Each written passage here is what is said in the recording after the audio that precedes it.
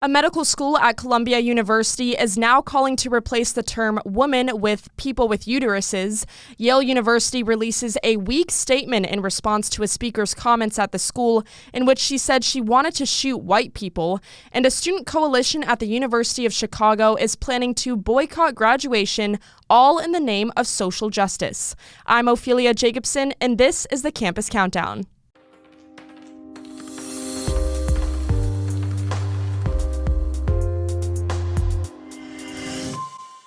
Starting off with our number 3 story of the week, a medical school at Columbia University is pushing its students and faculty members to be less biased. Their strategy? To urge people to refer to women as people with uteruses when referring to, quote, the presence of a uterus rather than the person's expressed gender identity. The Vagalos College of Physicians and Surgeons at Columbia University released guidelines for promoting an anti-bias and inclusive curriculum. The school stated that, quote, inclusion is an important value for the college, and that the guidelines for educators are intended to combat systemic racism and bias, which decrease our ability to provide equitable medical care and to increase inclusion within our medical school. The guidelines also want to eliminate the use of outdated and imprecise terms such as Caucasian to describe a white person. Hospitals in general are supposed to be rooted in medicine and in science. Look, it is basic science that only women have uteruses. Men do not. We've known this fact for years, but now we're throwing facts out the window to be all-inclusive and accepting of others. And as a woman, I feel offended that the left is constantly trying to take away anything and everything that makes me unique. Campus Reform has also reported on universities getting rid of the term breastfeeding and replacing it with chest feeding, and also referring to women as birthing people. So much for women's empowerment. Society should be encouraging men and women to embrace their anatomy and biology for what it is, and for what God made it to be.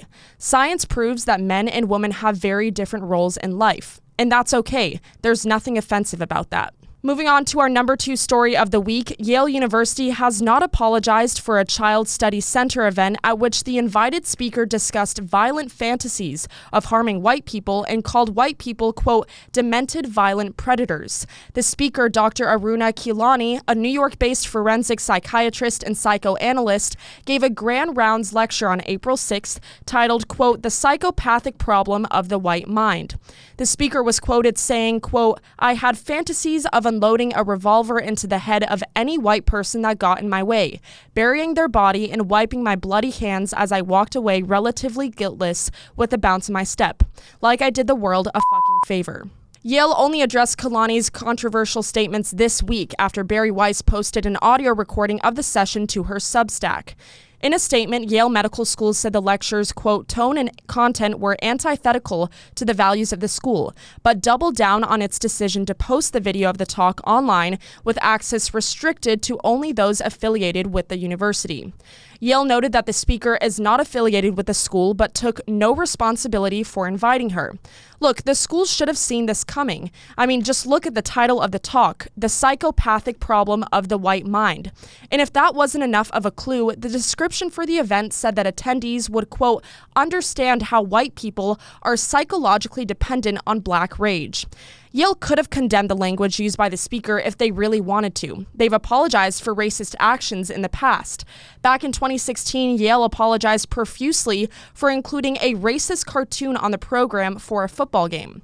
But not in this case. This just goes to show the double standard that higher education institutions have in this country with who they allow to speak on campus. The bottom line is, the comments made by this speaker were violent and dangerous towards students at Yale University. If the school really had its best interests in mind, then they would want to protect their students from any harm, even when those students are white. And for our top story of the week, a student coalition at the University of Chicago is planning on boycotting the racist and imperialist university's graduation ceremony. Oh, and did I mention the coalition also supports critical race theory? Shocker. The University of Chicago United, a group of, quote, students of color committed to racial justice at the University of Chicago, is boycotting the ceremony, which is scheduled to take place on June 9th. The coalition tweeted that, quote, instead of celebrating this racist and imperialist university, hashtag boycott convocation on June 9th and stand with us on June 13th. Let's hashtag resist and remember and celebrate what we've accomplished in spite of this university, not because of it.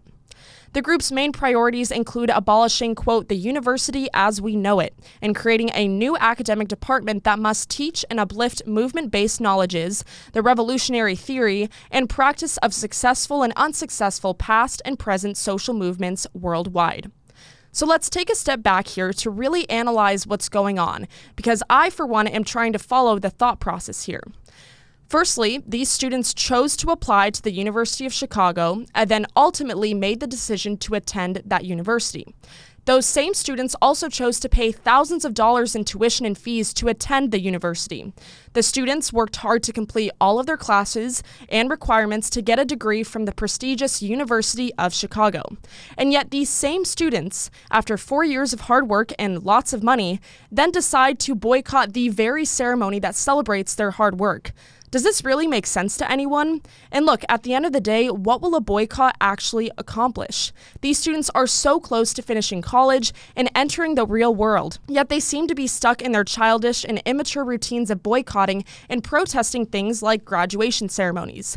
These woke college students are grasping at straws to find things to get angry about and protest. It looks like graduation is their next victim.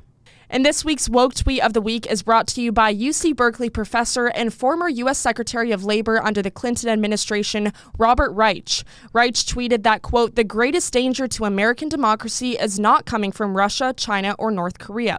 It's coming from the Republican Party. The greatest danger to American democracy right now is not coming from Russia, China, or North Korea. It is coming from the Republican Party. Only 25% of voters self-identify as Republican. The GOP's worst showing against Democrats since 2012, and sharply down since last November. But those who remain in the party are far angrier, more ideological, more truth-denying, and more racist than Republicans who preceded them. Imagine being in this professor's classroom and also being a Republican. Would you honestly be able to trust that he would treat you fairly in discussions and in grading if he knew that you were part of the Republican Party? I certainly wouldn't feel that way after seeing this tweet online. Those are all of the stories we have for you today. If you're watching on YouTube, don't forget to like, comment, and subscribe. You can also follow along with all of the college craziness on Facebook, Instagram, and Twitter at Campus Reform. We'll be back next week with another episode of the Campus Countdown. But for now, I'm Ophelie Jacobson. Thanks for watching.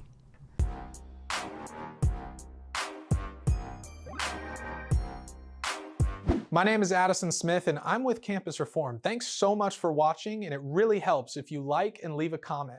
Also, don't forget to subscribe right here so you can stay up to date on all of our content. If you want to help us to continue to make these videos, please donate to the link here. And lastly, if you want to get hooked up with some of our swag, click here.